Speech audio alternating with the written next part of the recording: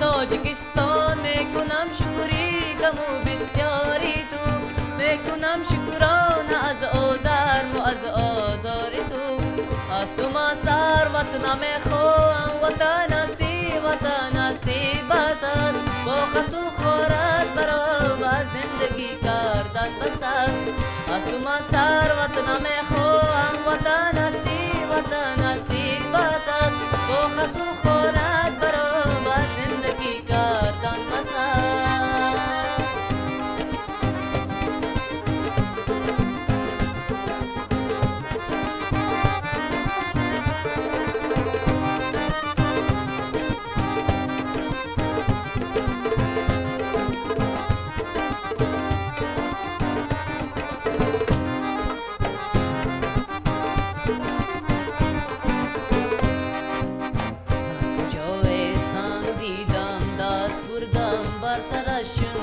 سری فرزند خیر با نوازش گفتم او را از بدخشان کندن با نوازش گفتم او را از بدخشان کندن طفل شیر خاری مرا بند پیستان کندن با نوازش گفتم او را از بدخشان کندن شیر خاری مرا بندی پیستان کندن تاجیکستان میکنم شکری کمو بسیاری تو میکنم شکران از آزرم و از آزاری تو از تو ما سر وطنم خواهم وطن هستی بس است با خس و خورت برابر زندگی کردن بس است از تو ما سر وطنم خواهم وطن هستی بس است با خس و خورت برابر زندگی کردن بس است با خس و خورت برابر زندگی کردن بس است.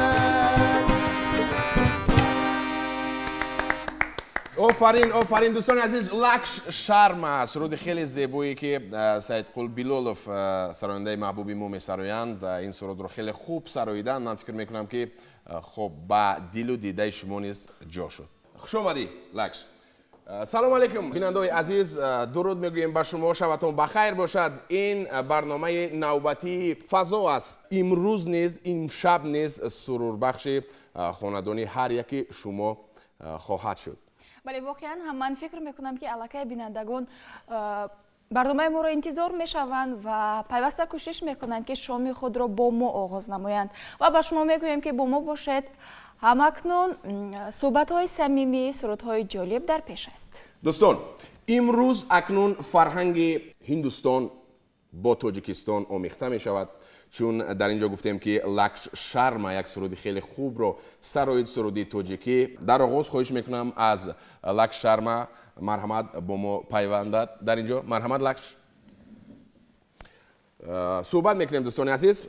این نفر در آزمون جمهوریوی تاجیکستان وطن عزیزی من شرکت کرد.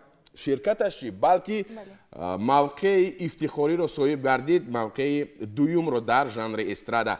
خوش آمدید لکش. از کی آغاز کردید و طولی چند ماه یا سال است که در تاجیکستان هستید؟ من در تاجیکستان پیش 1.5 سال آمده بود. در تاجیکستان من بسیار مقبول شد. من تاجیکستان رو دوست می‌دارم. سلامت باشید. لکش چگونه توانسته است که زبان تاجیکی را از خود کند؟ مخصوصاً از کی آموخته است زبان تاجیکی را؟ زبان تاجیکی را من از پدرم آموختم و البته در مکتب خواندم. سلامت باشید. در کدام مکتب تحصیل می‌کنید؟ مکتب بین‌المللی پرزیدنتی. سلامت باشید. در صنف چندم هستید شما؟ در صنف 8. خیلی خوب. چگونه به شما میسر گردید که نه تنها یک زبان بلکه سرود یک ملت رو شما آموختید و خیلی خوب سراییدید؟ No, can you say this in English? Okay. You. So, listen. من با زبان انگلیسی ترجمه میکنم چون کمک مشکل است. گفتند Laksh, learning one foreign language is very, very difficult for everyone. Yes? Yes. Learning and singing in foreign language is very difficult too. More difficult than this. How did you get it and you sing just in Tajik language very good in a very high level? My father teach me music, how to sing, how to play music. And he said that you can sing Tajik song and you should sing Tajik song because Indian language and Tajik language have words similar. Yes. So it's easy to sing Tajik song. دوستان عزیز، لکش گفتند که برای من پدرم نوازنده است و اونها گفتند که تو در تاجیکستان هستی و باید که زبانی تاجیکی رو آموزی و از همه بیشتر باید با زبانی تاجیکی سرود خونده توانی. و یک چیز دیگر برای من آسانی آورد که این کلمه های اکثریت کلمه های تاجیکی با همون کلمه های هندویی مانندی دارند. از همین لحاظ Very good. با شما کی مصلحت داد که محض در آزمون جمهوری تاجیکستان وطنی عزیز من شرکت ورزید و هنر مهارت خود را نشان دهید؟ My father saw in TV the Tajikistan Watan Aziz Iman advertisement. He said that it's good, you should go. It will be very proud to them people that one Indian student came and he's singing our songs. So he said you should go and he did very struggle. He called everyone, he take messages like where, when, tomorrow, day after tomorrow. He did very hard work for me. لکش میگوید که پدر من طریق تلویزیون همین ترغیبی همین برنامه رو دیدند و اعلانی همین برنامه رو دیدند و گفتند که لکش تو حتما باید اشتراک کنی شرکت ورزی در این آزمون. در مرکز همون فرهنگی بسیار نفران میویند سرودهای هندویی رو میخوان که از خود کنند میسرویند و گفت که باید در همین آزمون شرکت کنی و زنگ زد تکاپو کرد کوشش کرد که راه یابد و ما رو پیشبری کند به همین آزمون. Thank you so much, father. رحمت کلان با پدرش میگه. دوستان عزیز پدرش نیز در اینجا هستن. بیا یک قصد بکوبیم با خاطر پدرش. Yogesh Sharma, welcome mister to our program. Thank you. Okay, we'll talk to you later, okay? دیرتر با پدر لکش صحبت خواهیم کرد و you told me that you're 1.5 years here and you feel yourself very comfortable. Yes. And besides just singing in Tajik language, what kind of dishes did you like in Tajikistan? I don't eat so many things here. Yes. Because of your singer or not? Because of my singing. Okay. میگد که چون من خوراکای هر گونه رو استعمال نمیکنم، خوراکای هندویی باشه خود تاجیکی، زیرا من سراینده هستم و بسیار علامت صدای خود رو احتیاط میکنم. میخوام پرسان شوم که در خانه خوراکای تاجیکی را آماده میکنند؟ والدین، مادر. Can you cook your mother, maybe your father, Tajik dishes in your home? My mother, one day my mother made shawarma food. It's very tasty. I ate, and mostly my mother is making Indian food. میگن بعض از خوراکای تاجیکی رو استعمال میکنیم ولی بیشتر باز کوشش میکنن مادر من که خوراکای هندویی رو نیز آماده سازد. Thank you. It's time that you will sing your second song, okay? دوستان عزیز فرصتی فرا رسیده است که سرود دویمش رو سرایت شرما جای دویم رو گرفته است در آزمون جمهوری تاجیکستان وطن عزیزی من در ژانر استرادا و من فکر میکنم که این باعث افتخار است هم برای خود شرما هم برای پدرش هم برای مادرش. دوستان سرود دویم در اجرای لکش پذیرا باشید. Thank you. Welcome.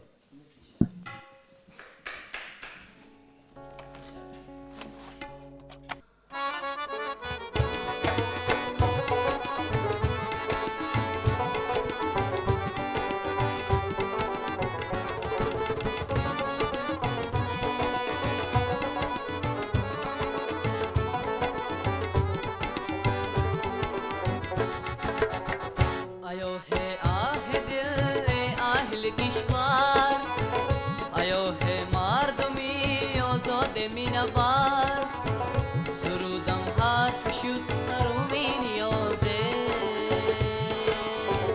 درودم شویست از عالی آن فر سرودم حرف شد رومی نیازه درودم شویست از عالی آن فر ای کشوری من ای سروری من ای کشوری من ای سروری من ای دوری من دورانی من ای بختی به پایانی من ای دوری من دورانی من ای بختی به پایانی من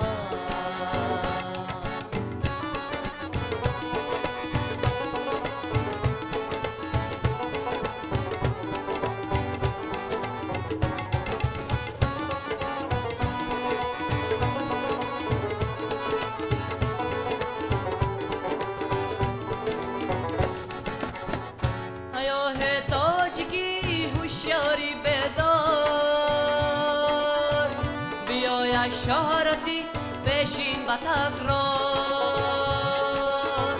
تو را راه گذار گانت مددگار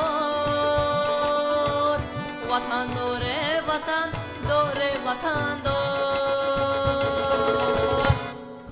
ای کشوری من ای سروری من ای کشوری من ای سروری من ای دوری من دورانی من ای بختی به پایانی من ای دوری من دورانی من ای بختی به پایانی من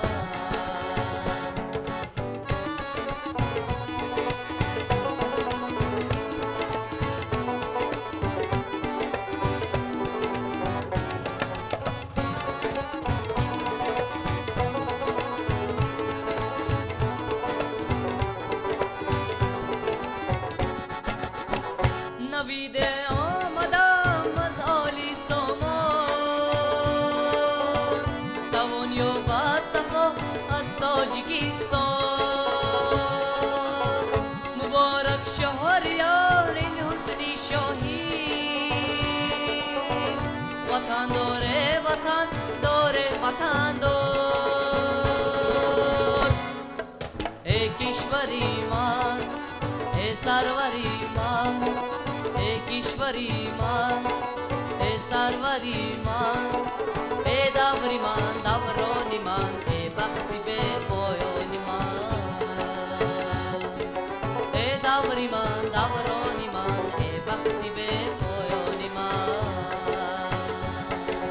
ای دوری من دورانی من ای بختی به پایانی من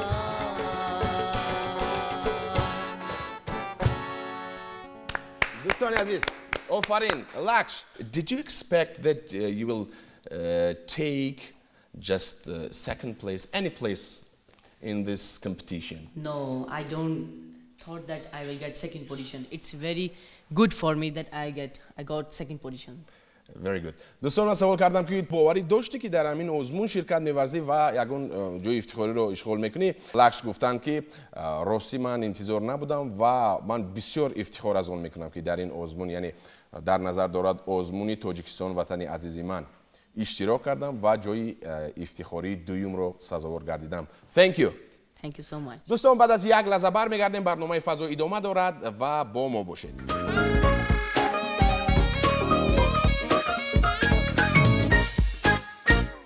دوستان عزیز برنامه فضا ادامه دارد. عینی حال مهمان نوبتی رو با شما معرفی میکنیم. شاعر نویسنده جوان خیرینیسو عبدورحمونова.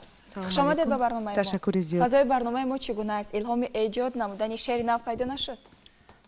باور کنید یک فضای خیلی روح‌نواز با شنیدن چنین ترانه‌های نوبی تاجیکی از زبان مردم هندوستان برای من خیلی پسند است. چون ما میدونیم شما یک کتاب نوشته اید که نام دارد آیت عشق. بخواستم اطراف همین کتاب کمک معلومات میدادید. کتاب آیت عشق طول 8 سال باز نوشته شده است و فکر میکنم آینده نزدیک ба нашр мерасад. ояти ишқ китоби нигоҳи зани тоҷики замони ман ба зиндагӣ аст. дар ин китоб ҷанбаҳои гуногуни ҳаёт нашр мешавад. ин китоб китоби реалӣ аст, воқеӣ аст. дар ин китоб образҳои воқеӣ навишта мешаванд. ин нақл нест, повест нест, аз зиндагонии занони тоҷики замони ман аст. китоб бо 4 забон нашр мешавад. аввалан тоҷикӣ, русӣ, англисӣ ва забони форсӣ. худам бо забони тоҷикӣ ва русӣ менависам ва ба забони форсӣ низ худам менависам. خیلی خوب. کار حالا دوام دارد. در اینجا فرزانه معرفی کردن که هم نویسنده هستید، هم شاعر هستید و اصلا که باز با کسب و کاری دیگر سر و کار دارید، یعنی کارمند ساحه تندرستی هستید. توأم کردن، یکجا کردن همه این به شما چگونه میسر میگردن؟ медонед касби табибӣ ин рисолати шахсии ман аст. ман аллакай тӯли 8 сол фаъолияти табибии мустақилона дорам пас аз хатми донишгоҳ ва ординатураи клиникӣ. ҳамчунин ман аспирантка дар шаҳри Москав донишгоҳи Сеченов дар курси 3 фаъолияти ғоибона дорам. тиб инсонро ҳамаҷониба рушд медиҳад. ман табиби навзодон ҳастам. назди ман ҳамеша модар ва кӯдак муроҷиат мекунад. ман дар ана ҳамин фаъолияти ҳам табибӣ ва ҳам эҷодӣ қиссаҳои воқеиро менависам. қиссаҳое ки дар навбадории шабонарӯзии ман дар беморхона рӯй медиҳанд, онҳо рӯи чоп мешаванд. من فکر میکنم که این کتاب به شبهه بیننده‌های عزیز چون گفتند که اساسی واقعی دارد، از زندگی مادری توجیه قصه میکند، خیلی شوق‌آور خواهد بود. همین طور است؟ ولی واقعا هم من فکر میکنم که الهام خیرینیسو نیست، آن همون گریه طفلکان نوزاد است و از آن همون گریه الهام گرفته قصه های خود را ایجاد میکنم. خوب میشد در آخر یک شعر خود را قرائت میکردید؟ چون من گفتم که کتاب آیت عشق کتاب نگاه زن تاجیک است و ما میدونیم که فراز زندگی، مسیر زندگی به پستی ها و بلندی ها نیست و زن تاجیک نیز در طول تاریخ جبرها، جفاها دیده است، خوشبختی ها دیده است، شادی ها دیده است. من فکر میکنم که استقلال ملی برای زنان تاجیک یک آزادی فراهم آورد، آزادی در فهمیش نک، آزادی که با نگه داشتن رکنهای هستی ملی، رسم و آیین نیاگان و یک شعر دارم. انا همین شعر رو من 4 سال است قبل نوشتم. باشد. من مخصوص برای برنامه شما این رو آماده کردم روی این دفتر. اینجا آمده است. برای شما راحت است تحت نوای موسیقی اگر کنید. خواهش میکنم از انامین برادران. نمیخواهم دیگر در زندگانی عذاب و درد و هجران داشته باشم. نمیخواهم دلم را پیش پایت به مثل سفره آراسته باشم.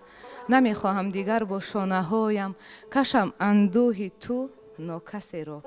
نمیخواهم دیگر چون باد صحرا برم آن سو و آن سوی خاکی را. دلم را من کنون در زندگانی درون خویش پنهان نمایم. زبد آن همه آتش که سوختم درون این دلم یخپاره مانم. برایت تا ابد لعنت بخوانم به آهنگ دروغ آن وعده هایت. تو را از دل برون آورده ام من به قصد آن همه جبر و جفایت. برغم تو که نامرد زمانی مرد خویش باشم تا جاویدانه. نگه دارم غرور و عفت خویش عارفانه، صادقانه، تاجیکانه. خیلی عالی. تشکر میکنیم. تشکر میکنیم از نوازنده، تشکر میکنیم از شما. دوستان مهمون ما بودند. خب گفتیم که نویسنده، شاعره، همچنین کارمند ساحه تندرستی، ساحه طب، خیرینیسو عبدالرحمونова. بعد از یک لحظه برمیگردیم و باز برنامه ما ادامه می‌یابد. دوستان با ما باشید.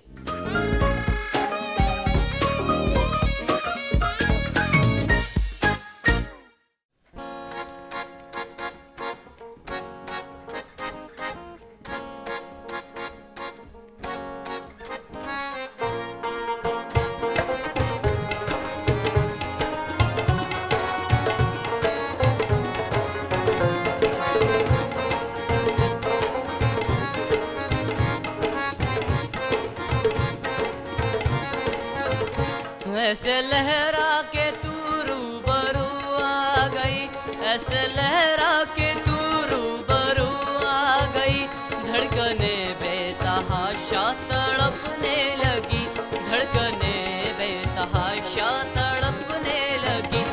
Ai parice rasoe mani, ai parice rasoe mani, bardu chashma biya, tutiyo imani, bardu chashma biya, tutiyo imani.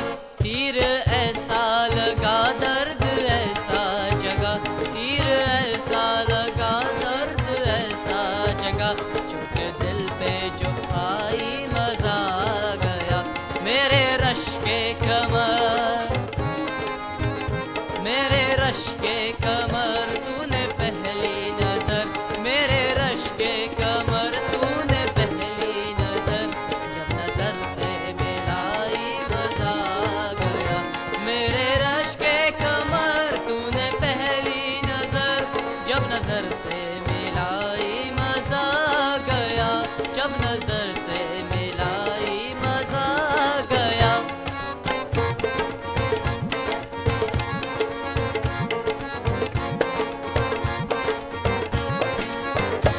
रेत ही रेत थी मेरे दिल में भरी, रेत ही रेत थी मेरे दिल में भरी, प्यास थी जिंदगी में यही, आज शहराओं में इश्क के गाँव में, आज शहराओं में इश्क के गाँव में, आके तू जो समाई मजा आ गया, मेरे रश के कमर,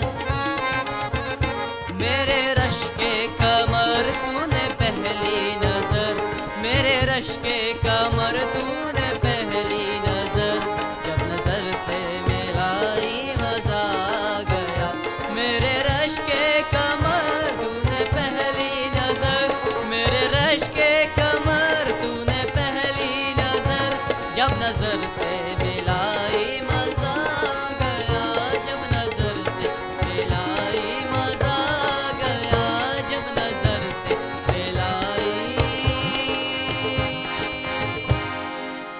मजा आ गया.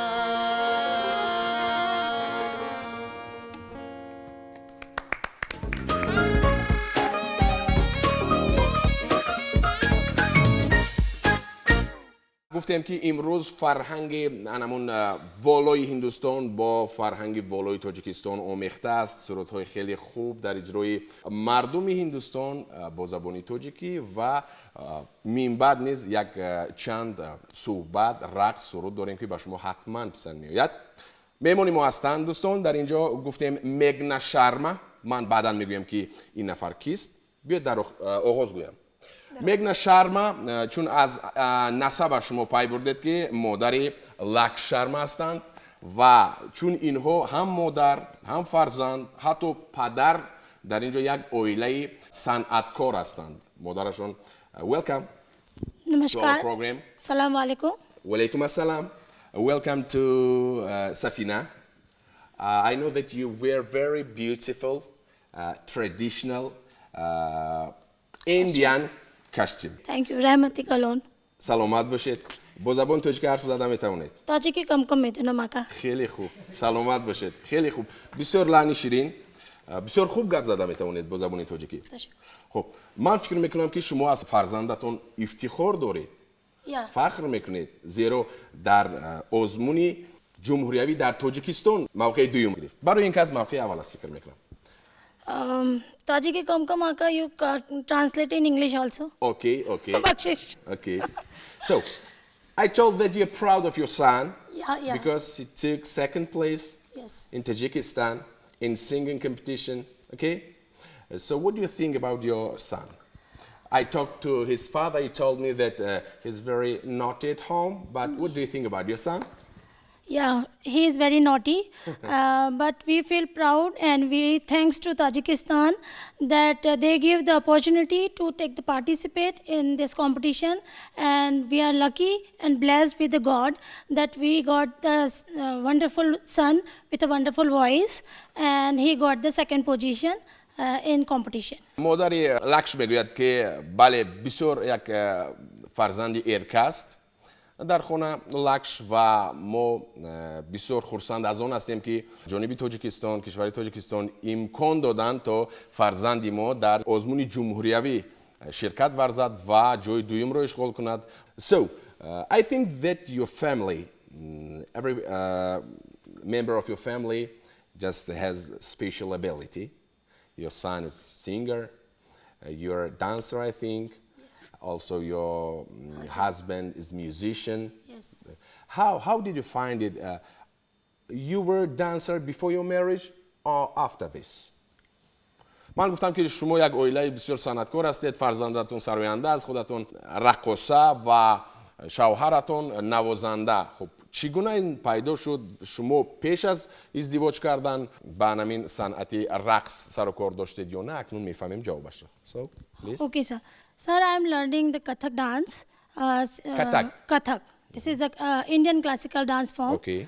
And myself and Laksh father studied in the same school and the university. First I met Laksh father, then Laksh came in this world. Very good, very good.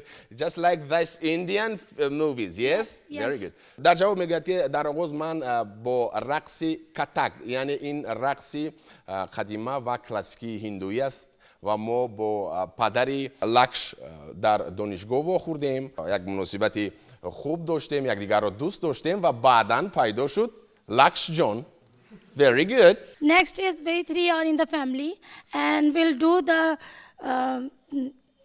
we try to do the good programs and learn the lots of things in the music field, and inshallah we'll do the same. اوکی. خب میگویند که ما اکنون یک جا شدیم و همه که صنعتکار است کوشش میکنیم که یک برنامه‌های خوب پیشنهاد کنیم، برنامه‌های اولیوی، و در آینده نیز ما نقشه‌های خیلی زیاد داریم. مادرشون نقشه دارن که انمون رقص‌های تاجیکی را آموزند. Very good. So my partner says, Farzana, do you plan that you are trying to dance just Tajik dances? What do you think about this? Yeah. As I am a dancer, I love Tajik dance.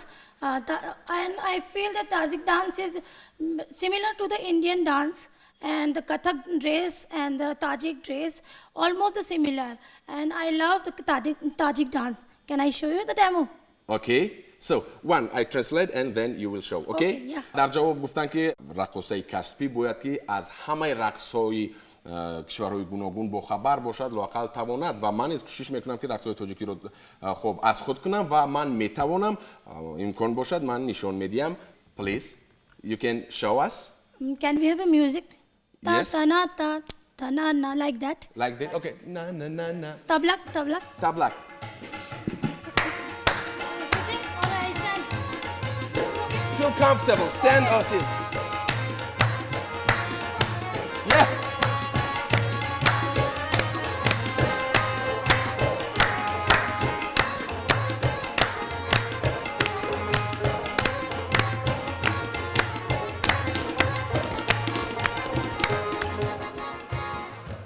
Very good. Do you have any plan in future? As we are here, and I told that I feel that Kathak dance and Tajik folk dance almost similar, and the costume is also similar. Since last 1.5 years I am here, so I thought I'll write a small book or combination of Kathak dance and Tajik dance. Very good. I will compose in the future before going to India. You will see within 6 months.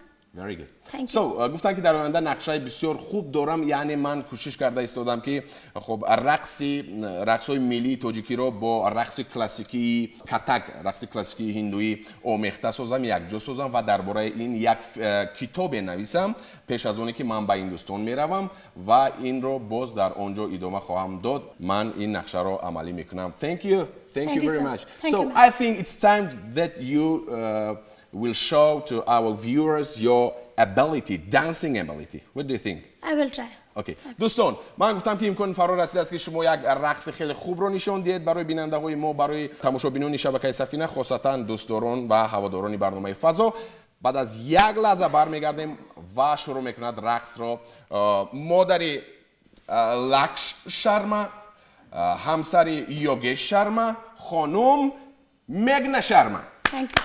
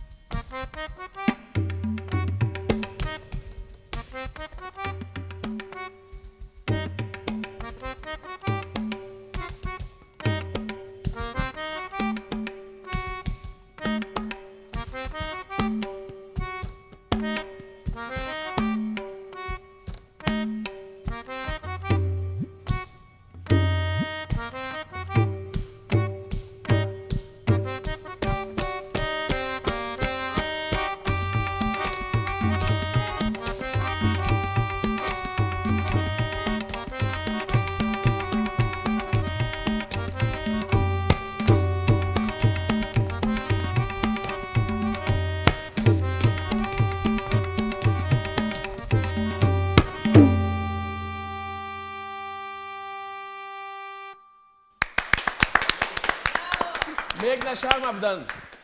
تشکری زیاد. Thank you very much. من فکر میکنم که تو یک اندازه از رقص کلاسیکی هندویی علاقه واقف گردیدید. بسیار اگر با دقت توجه کنید این یک مکالمه انمون تبلا با انمون رقاصه هستند. خیلی خوب. و در اینجا من میخوام کمک صحبت داشته باشم با پدر لکش جناب یوگیش. یوگیش شرما، سلام علیکم. سلام علیکم. خیلی خوشحالیم که اینجا هستید شما. اینجا هم فرزندتون هم زوجتون مهارت عالی خود رو نشان دادن و شما همچون موسیقیچی تبله نواز این اسبابی بسیار مشکل است. همین طور است؟ تبله بسیار مشکل اسباب هست. وقتی که من صنفی 6 بود من یاد گرفتم تبله. از صنف ششم علاقه؟ صنف ششم. بله. من میدونم که لکش نیز علاقه کوشش کرده ایستاده است که تبله رو نیز آموزد. همین طور است؟ لکش تبله یاد گرفتی. من بسیار خواهش دارم که لکش در تاجیک اسباب مثل تاجیک رباب، تبلک، دوهره خیلی یاد گرفتی. من بسیار خرسند. خیلی خوب. من فکر میکنم که حتما که میآموزد یاد میگیرد. من دیدم در اونجا که شما پیش از آغاز هر یک موسیقی نواختن هر یک موسیقی یا خود سرود یک محلول میشکید بالای این تبله خودتون. و چیست از چی است؟ پودره. تاجیک زبانی پودره. خاک است محلول نیست. برای صدا رو خوب کردن است؟ برای دست میس سویت پسینا like this. خیلی خوب. و یک چیز دیگر است مثل بلغه بود که شما تیار میکردید جور میکردید به قبل. تاجیکی بلغه. خیلی بلغه هست. برای تیون. وقتی که شما به اونجا رفتید برآمد داشته باشید حتما بلغه در دستتون است. حتما بغیر بلغه یگون برنامه ممکن نیست. برای چی دیگر سرود. اگر سراینده مثلی پاس میکنه تو دیگر سور چینج. اگر اخیلی کنه تو پاس اور اخیلی تو بولو. موافق همون سرود و همون آهنگ شما جور میکنه تبله رو. بلغه بسیار ضروری هست. لکش گفتن که از خودش زیادتر شما کوشش کردید که لکش در انمون آزمونی تاجیکستان وطنی عزیز من شرکت کند، اشتراک کند. ما تاجیکستان رو دوست می‌دارم. در اینجا من بسیار دانشجو هستم. من زبانی تاجیکی پسند با من تاجیکی معقول شد. مردم تاجیک هم با من معقول شد. من خرسند هستم که در اینجا موسیقی دیگرو من یاد گرفتن اور البته ما هندوستانی هستیم. من فکر میکنم که در اینجا مردمی تاجیک صنعتی هندوستان رو دوست می‌دارند. سرودهای هندی، سرودهای رقصی هندی، فرهنگی هندوستان رو دوست می‌دارند. من خیلی خوشحال هستم. ما نیز خیلی خوشحال هستیم از شما که مثلا فرزندی شما سرودی تاجیکی میتواند خوانده. شما مثلا با زبان تاجیکی خیلی خوب حرف میزنید. تشکر به شما. تشکر. دوستان عزیز، بیننده های ارجمند تلویزیونی سفینه، من به شبهه گفتم میتونم که امروز بیننده های ما تا یک اندازه معلومات پیدا کردند از انمون رقص، نوازش، انمون اسباب های موسیقی هندوستان. بله جمشید، من باشم میگویم که من نمیخواهم انا همین فضا رو ترک کنم، چون که با من خیلی پسند اومد، سرودهای خوب شنیدیم و چی کنیم که چی لاچ که وقت تنگی میکند و موافق نقشه دیگر برنامه های تلویزیون سفینه در پیش است و تا روز دیگر با بیننده ها خیر میگویم. بله دوستان، در همینجا برنامه نوبتی فضا با آخر میرسد. تا دیداری نوبتی حتما در برنامه های آینده میمون های جدید ما و شما رو انتظارند. سرودهای خیلی خوب. من فکر میکنم که حتما شما باز بعد از یک روز تاریخ شبکه سفینه برنامه فضا را خواهید دید. دوستان خیر، تا دیدار.